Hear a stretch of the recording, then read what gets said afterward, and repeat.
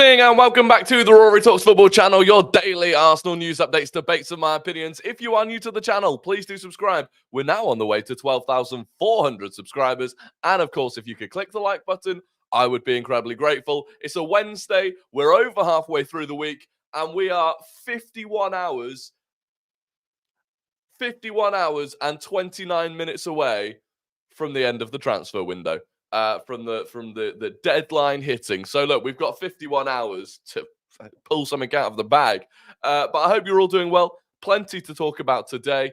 And it's good to see so many of you here. Jakob, Lord Ferguson of Aberdeen, Ethan Udall, Vivi, Vlad, Woodsy, Saka the Goat, Jacob, Hyper Protagonist, Lukey, Saliba, top player, Emili, Yo, Oslo Guna, Cringe, Ibrahim, Leeds Gunner, Adam, Tentega, Ryan Henderson, Max Evans, Nid, and many, Ross Lawman, and many, many more. It is good to see you all. If 40 people are waiting before the stream starts, then we should have 40 likes already. Why are we only on 11? Come on, guys. Ross Lawman is calling you out. You have been called out. If you've not clicked the like button, click the like button. Lol, math in public is dangerous. It is, but I think I got it right. So, you know, I like to challenge myself. I think I got it right. It closes at 11 p.m. on Friday, so someone else can do the maths behind the keyboard. You reckon Rambo actually goes? Yes, I do. I think Ramsdale is going. Pressing buttons, so tiring. I know. It's a lot of effort for you to just scroll down a little bit and click the like button and then scroll back up, but it does help me. So there you go. Who was expecting Mourinho to speak English so fluent? Yeah, I mean, it's quite common. It's quite common that people speak English very well. And yet most of us don't speak. Well, no, some of us speak other languages. But yeah, it's... Is Ramsdale... if Ramsdale leaves, is it a given that we will sign Garcia if Ramsdale leaves? Yes. So... this is the news on Aaron Ramsdale. This is coming from Fabrizio Romano himself. Understand Southampton and Arsenal are advancing well in talks for Aaron Ramsdale deal. Negotiations are underway. It could get done soon. All parties are optimistic. A reminder, Arsenal have agreed on terms with Joan Garcia from Espanyol if Ramsdale leaves. So, there you go. It's... the interesting thing about Southampton is this going to be a permanent... are they just going to come in with a bid of a permanent signing?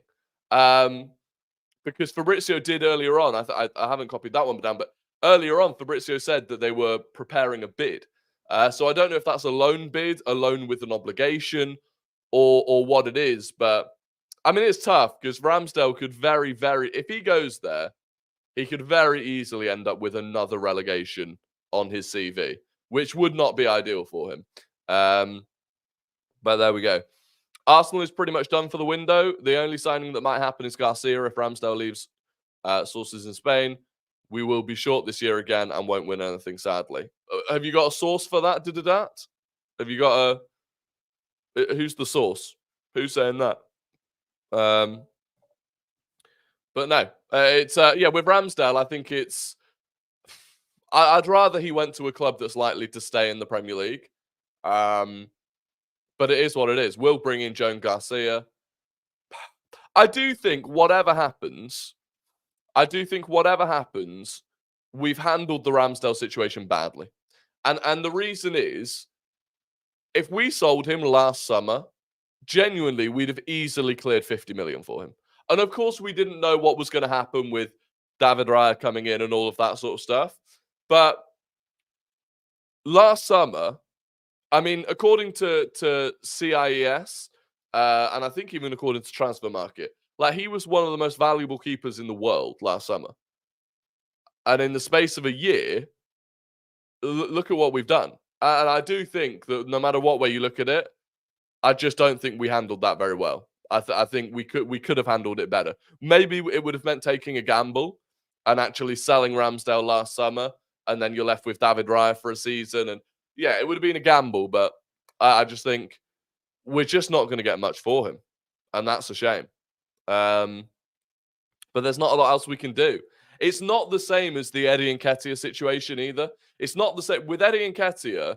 It was plausible that we would hold out for 30 million this summer, and if we didn't get him, and if we didn't get 30 million offered, we would just keep him because Eddie Nketiah would still get minutes in the Arsenal team. Eddie Nketiah would still play throughout next season. He'd still have 2 years left on his contract come next summer, and we could have tried to get 30 million for him again.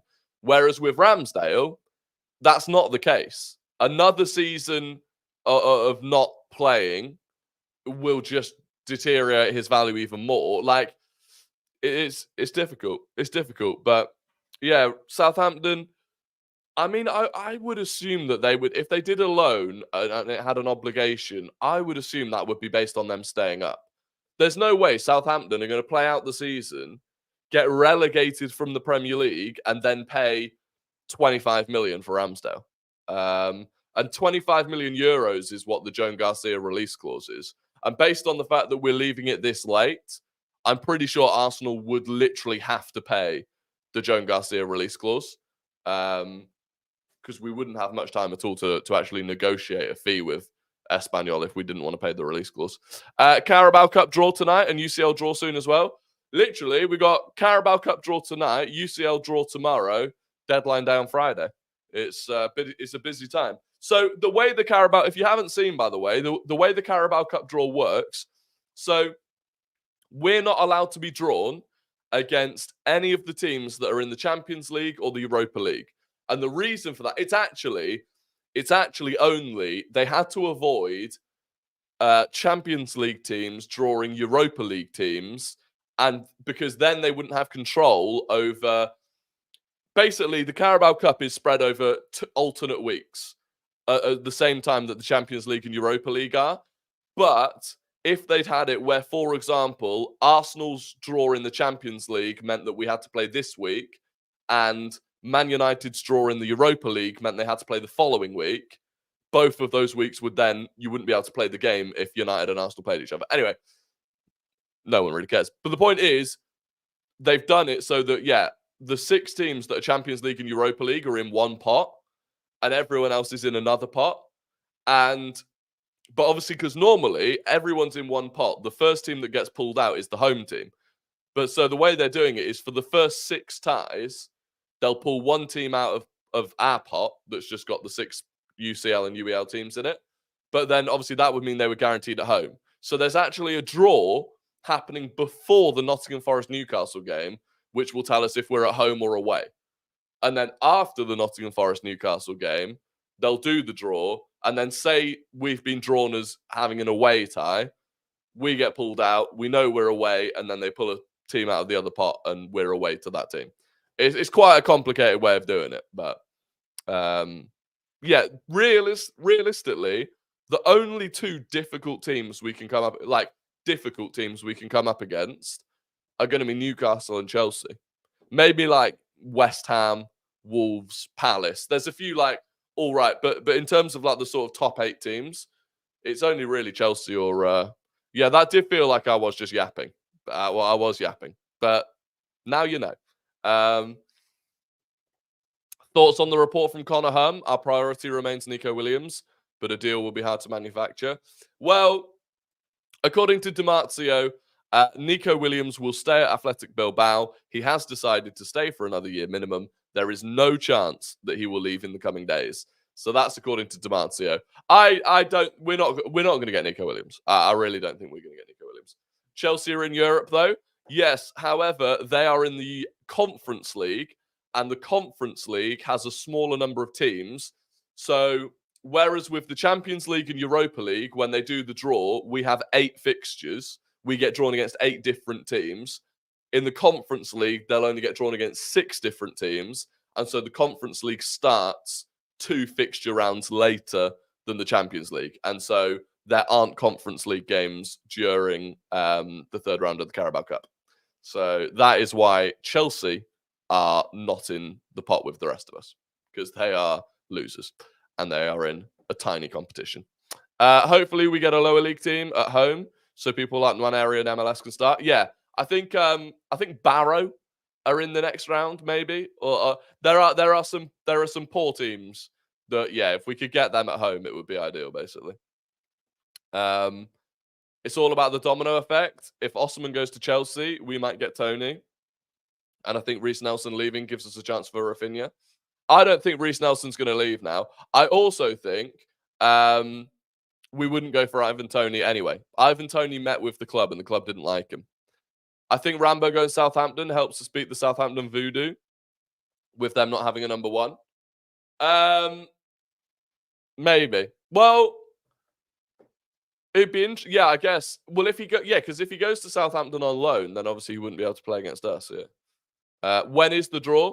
So the home away thing is before the Nottingham Forest Newcastle game. So that'll be at like 7:30, I guess. And then the actual draw is after the Nottingham Forest Newcastle game. So it'll be like 10:15 in the UK. We could have bought Chiesa for just 13 mil. We could have done 13 million euros Liverpool paid for Chiesa. It's an option, you know. I'm surprised. I'm surprised in a way that we didn't go for it. Other things today. Anyway, Fabrizio Romano, Eddie Nketiah has completed the second part of his medical tests at Crystal Palace. Palace and Arsenal working on documents and formal steps for the 25 million plus 5 million in add-ons deal. So Eddie Nketiah is all going swimmingly. Gareth says, as a self-proclaimed representative of the Twitch channel, make sure you're following on there. Yeah, look, the Twitch streams are coming back. So if you want to follow on Twitch, down in the description below. And go and follow Gareth as well. Are you going to stream for the UCL draw? Probably not. Well, because the thing is, I would have done. Normally, the UCL draws at like midday or like 11 a.m. But the UCL draw is going to be at 5 p.m. And we go live at 6:30 anyway. So I'll probably obviously watch the draw, make all of the like TikTok content and stuff about it, and then we'll just stream at the normal time of 6:30. And we'll talk and we'll just discuss the Champions League draw off the back of that. So yeah. Is there a chance of Sterling? Maybe. Raheem Sterling is genuinely one that I'm keeping an eye on. Raheem Sterling is one that I think could happen.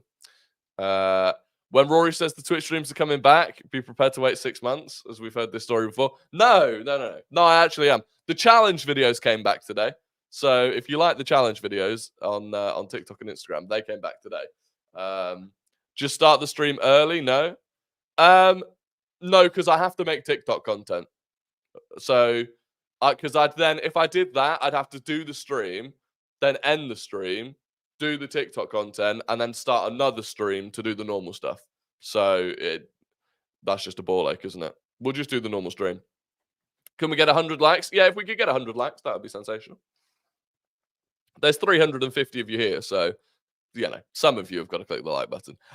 According to Jason Burt writes for The Telegraph.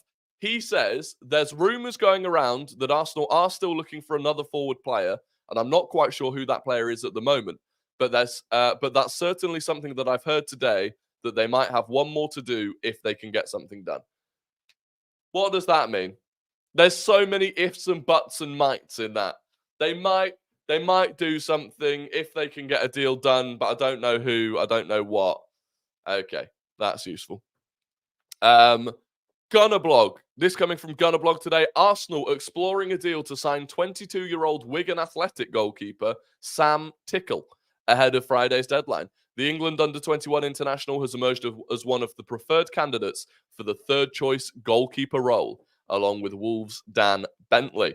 Does that Sam tickle your fancy?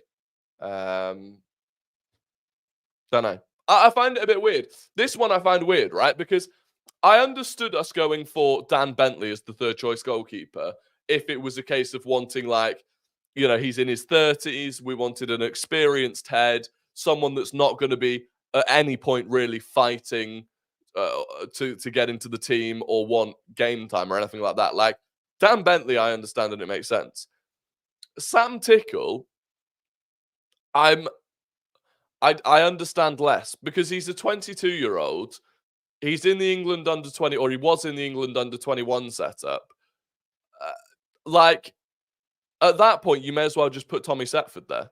Like, I don't know why you'd buy Tommy Setford, who's 20, but then also buy Sam Tickle, who's 22. And I'm not sure Yeah, I just don't really get it. And then you've got Hayne as well to come back. So yeah, I don't really understand that one, to be honest. Dan Bentley, I understood if that was the type of third choice keeper that we wanted, if we wanted the experienced player that's, not gonna. But someone like Sam Tickle presumably is going to want to at some point fight for a place. So unless we were doing it really as someone that we thought we could then make a profit on, yeah, I don't really understand. Rory, you're right. Like Newcastle, they picked up John Ruddy. Yeah, look, loads of teams do it, right? Like Scott Carson's been doing it at Man City for years.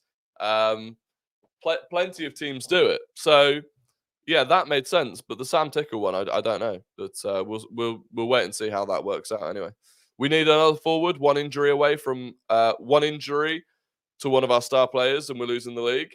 Yeah, it's worrying. It is worrying. Like, let's just say, for example, Saka gets injured, and it's a 3-month injury. Genuinely, at that point, I don't know what we do. Because we're playing twice a week. From September onwards, we are playing twice a week, every week. Gabriel Jesus is not starting at right wing twice a week. And at that point, if Gabriel Jesus isn't starting at right wing, Reece Nelson is. So now, we're playing Champions League football, Premier League football, very difficult fixtures. Our first 14 Premier League fixtures overall are very difficult. And you're relying on and this is only if Saka gets injured, but you're relying on then rotating between Gabriel Jesus and Reece Nelson. And Reece Nelson, we already decided wasn't good enough.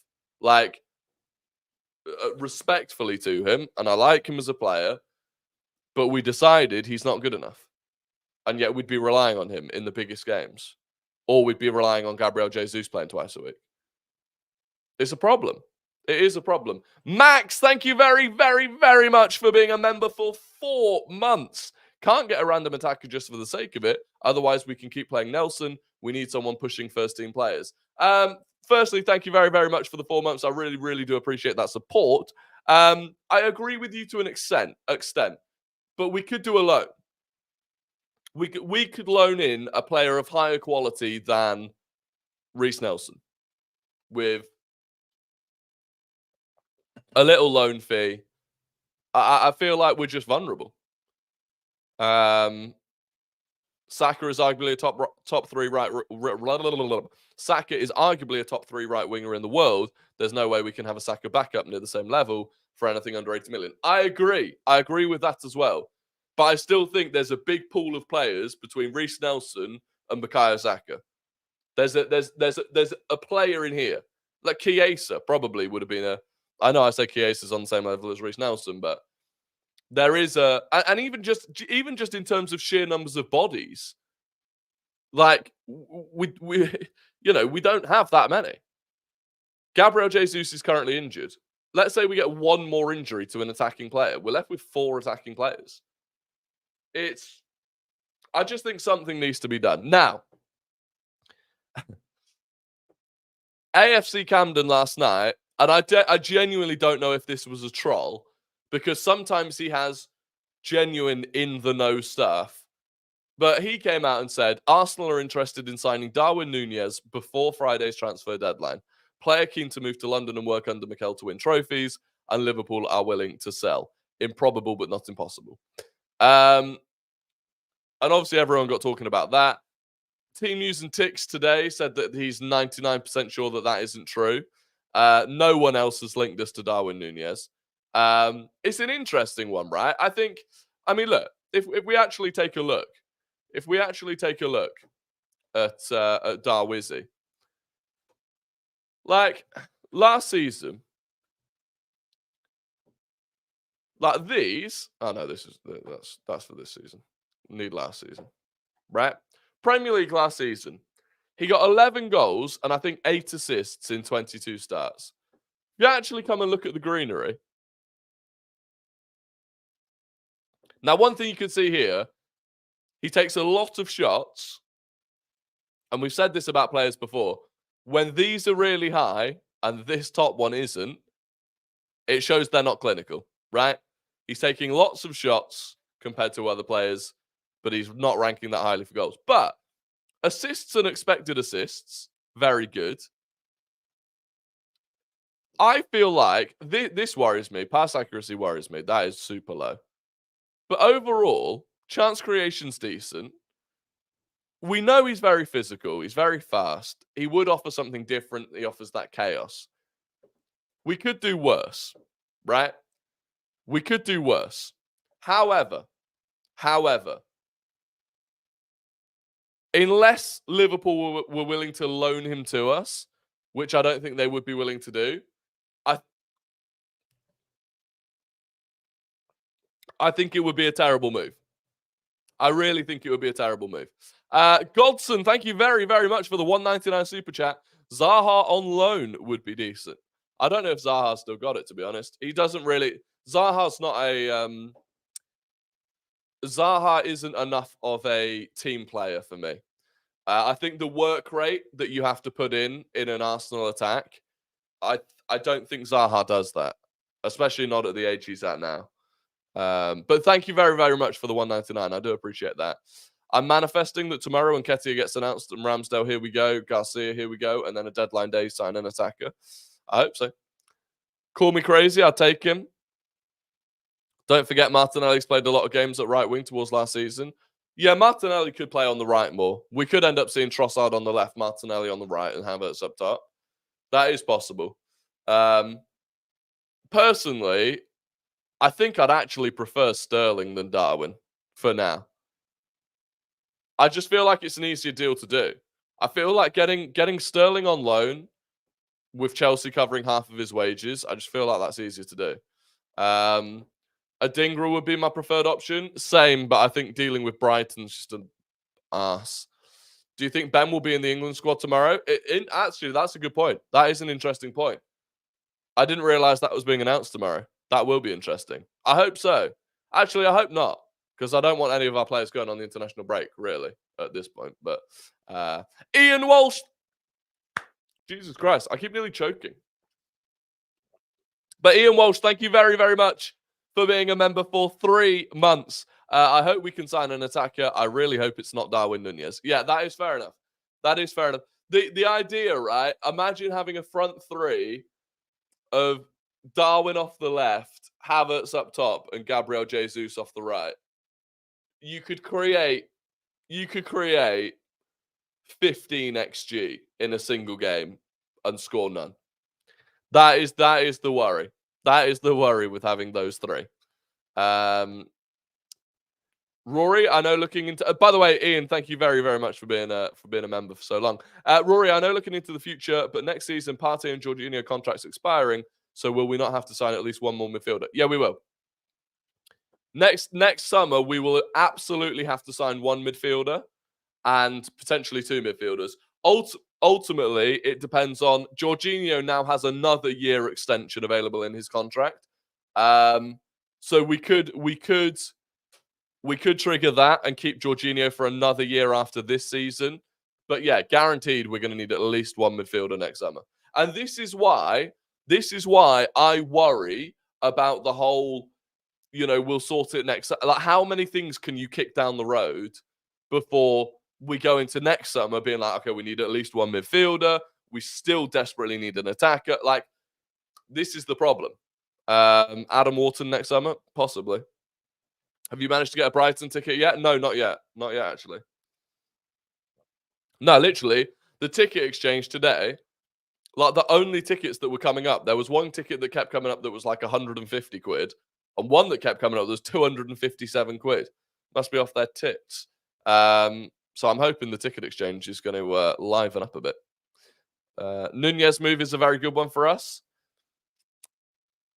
I like, unless it was a loan. If it was a loan and we could try before we buy to see if we could get more out of him than Liverpool do, then maybe. But if we were to buy him outright, I think you're taking a massive gamble based on what you've already seen. You can't save every player.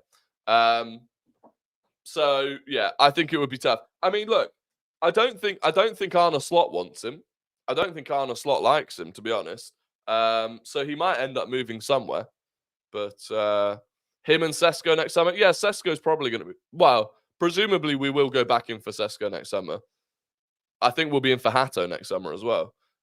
Did you see the report about Arsenal filing complaints about the PSR youth players and looking to either have those investigated or we receive similar fees in arbitration for Walters, Dubry, Obi Martin? Yeah, this is an interesting one. So I don't know the absolute specifics of how the youth system works, but basically, Arsenal are owed some sort of fee for Chido Obi Martin, Kozia Dubry, and Ruel Walters from Luton, Brighton, and Manchester United, respectively.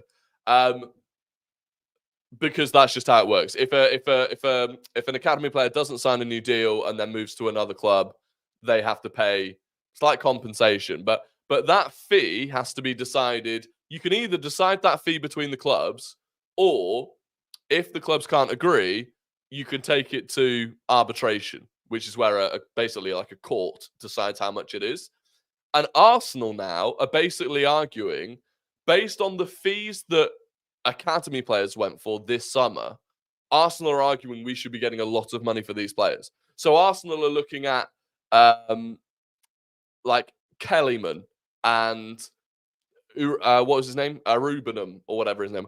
Basically, you know when the PSR clubs, Villa, Chelsea, Newcastle, when they were all selling players to each other for massively inflated numbers, Arsenal are now saying, well, either those numbers were massively inflated, meaning you have to investigate those clubs for inflating those numbers, or those numbers weren't inflated, and therefore that is what academy players are now worth, and therefore these clubs need to pay us more for these academy players. So Arsenal have kind of got them pinned down and are being like, you can't have it both ways. So either we're going to get our money or the PSR clubs are going to get done. I like it. I respect that from Arsenal quite a lot. Still 0 serious links with 50 hours to go. Yeah, it's not looking good, bruv. It is not looking good, bruv. Normally, what's the best day to use the ticket exchange? I've been having the same problem.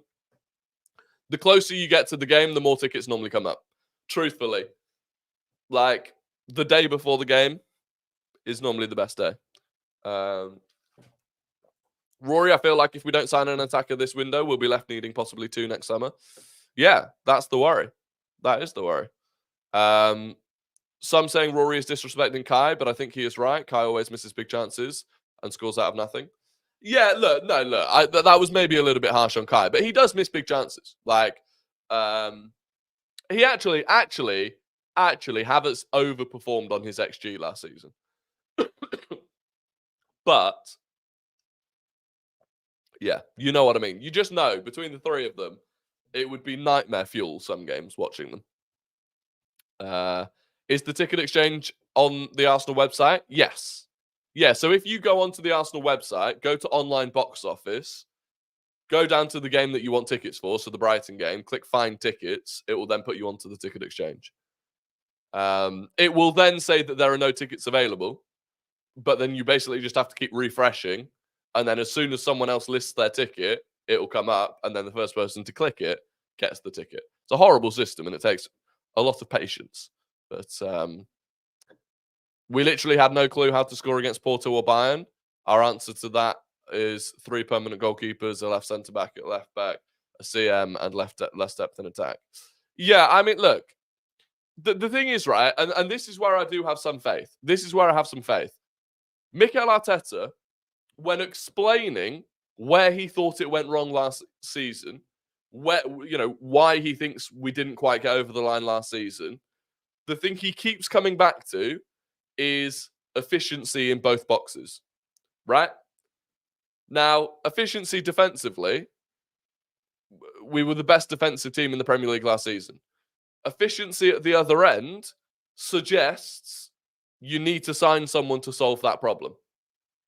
And so I think he's like, I'd be more concerned if I thought Arteta thinks that we're fine.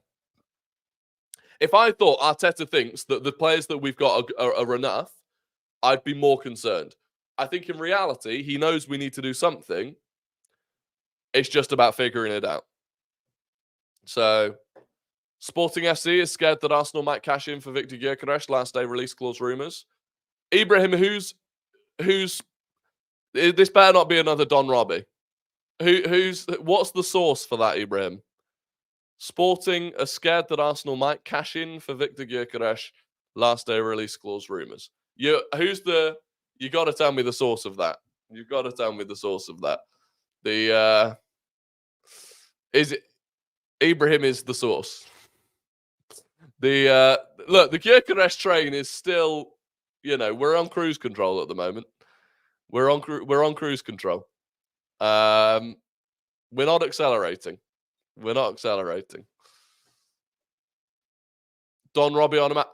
No, was it actually Don Robbie? Are you taking the piss? Was it actually? For God's sake. Tonali is starting for Newcastle tonight. Yeah, Tonali's back now. Tonali has served his ban and he is back. But look, so this is the option, right? This is the issue.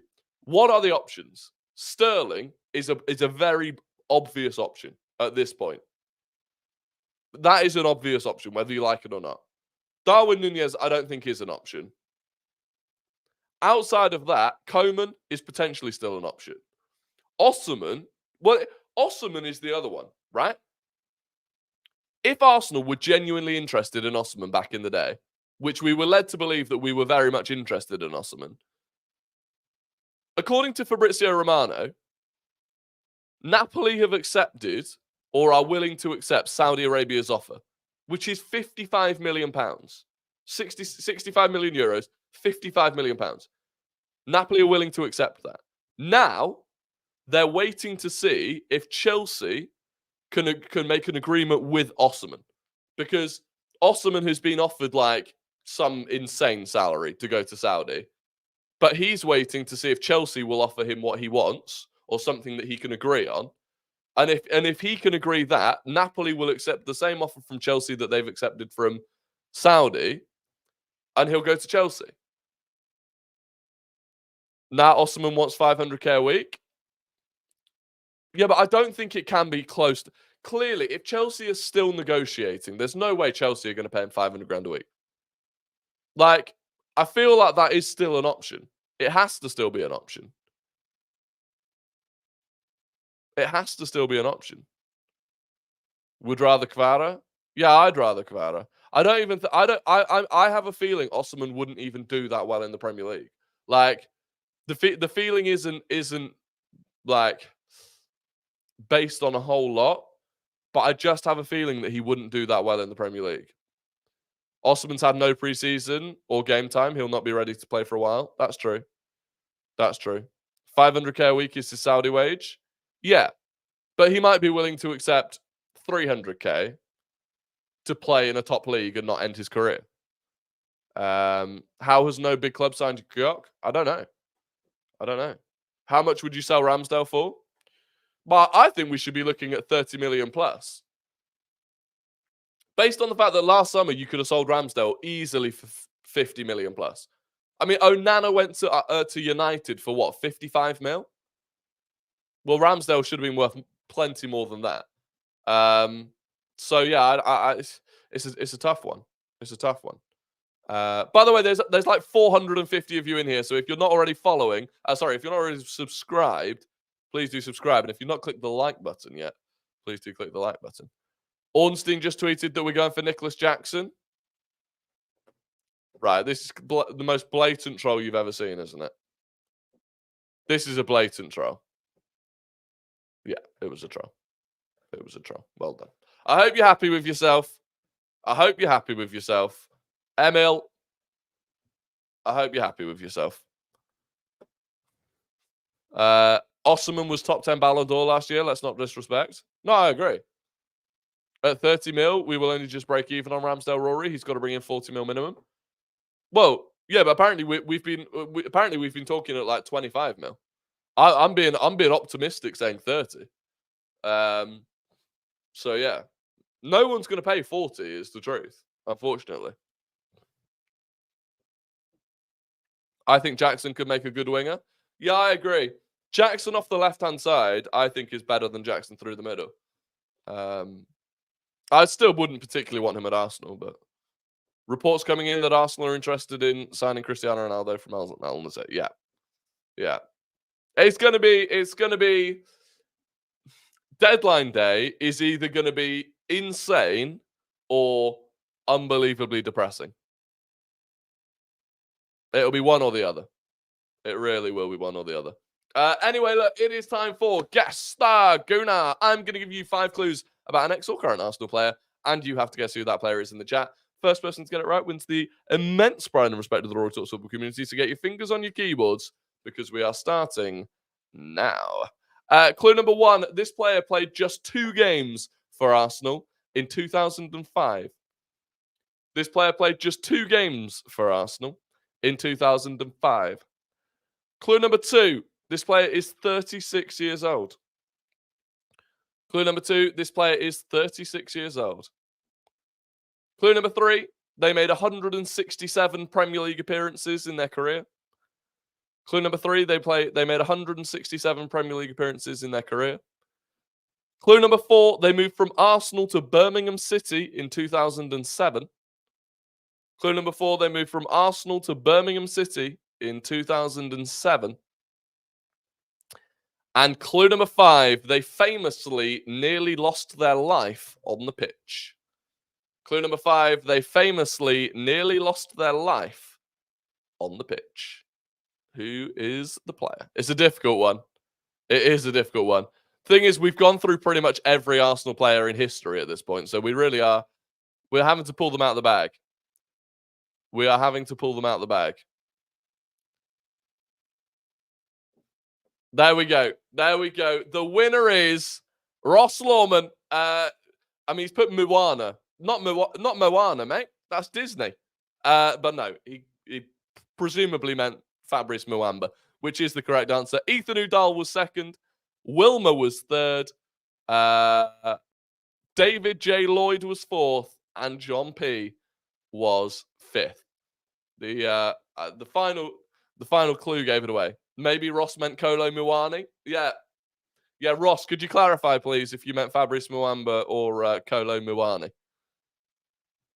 There were so many of you. I mean, Bolton guy. No, James, yours does not count. He did play for Bolton, but wait, why are people calling VAR? Why are people calling VAR? Why are people calling VAR? If you're going to call VAR as well, you need to put. Why are we calling VAR? If you want a VAR check over third, no, because so many of you put it in a row, yours will come up higher on your screen than it does on mine because of the internet things. We've established this. No, Ross Lawman won. Ross Lawman won. Congratulations. Now it is time for Guess the Non-Gooner. I'm going to give you the entire career path of a player who does not and has not played for Arsenal. And you have to guess who that player is in the chat. First person to get it right wins the immense pride and respect of the Rory Talks Football community. But not as much respect as Ross Lawman has. Can we check Havertz on FOTMOB?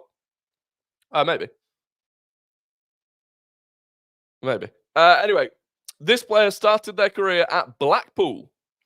They started their career at Blackpool. They moved to Macclesfield. They then moved to Stockport County. They then moved to Rochdale. They then moved to Bristol Rovers. They then moved to Southampton. They then moved to Liverpool. They then moved to West Brom.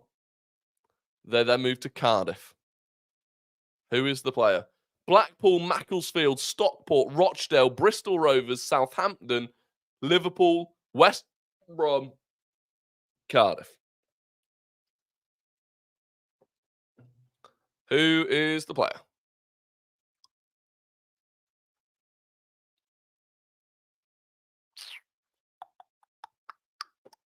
No, not Charlie Adams. We did Charlie Adam the other day, actually. We did do Charlie Adam the other day. So those you should have. If you put Charlie Adam, you should have thought about that. You should have thought about that. Right, who was first? I don't want to get VAR checked here. The winner is. It's Ryan Henderson. It is Ryan Henderson. The answer was indeed Ricky Lambert. Ricky Lambert. God. Imagine we pulled off a Ricky Lambert style signing. You know when Liverpool signed Ricky Lambert and it was like, for Liverpool fans, it was like, oh my God. Imagine we do that. Imagine we sign like, I don't even know who would be a Ricky Lambert type signing right now. Chris Wood. Imagine we sign Chris Wood on deadline day. That's basically what that is. That is basically what that is. VV Vlad was second. Mr. Mister was third. David J. Lloyd was fourth. And Ethan Udall was fifth. So there you go. There you go. DCL. Calvert-Lewin wouldn't quite be as bad as Ricky Lambert. Chris Wood would. Chris Wood would be. Jacob Murphy from Newcastle. Yeah. I mean, that would just be fucking rogue. Almiron. Apparently, Almiron is on the move. I just made a picture of how the panic is. Sorry, boss. You're forgiven. You're forgiven, ML. I was first on mine, but slow internet fucks me again. That's unfortunate, Mr. Mister. I'm sorry. How old is Wood? How old is Chris Wood? He is 32 years old. He's 32 years old. So there you go. There you go. Anyway, look, that is going to be the end of the stream. I massively appreciate all of you for joining, as always. If you could like the stream before you jump off, subscribe if you're not already. Of course, we will be back live at the normal time tomorrow with the results of the Champions League draw. So we will be back with that. And yeah, I'm looking forward to it. Obviously, we'll have the Carabao Cup draw tonight as well, but I'll just put a TikTok out about that. Other than that, I hope you all have an absolutely fantastic evening. And I'll catch you all tomorrow. Goodbye.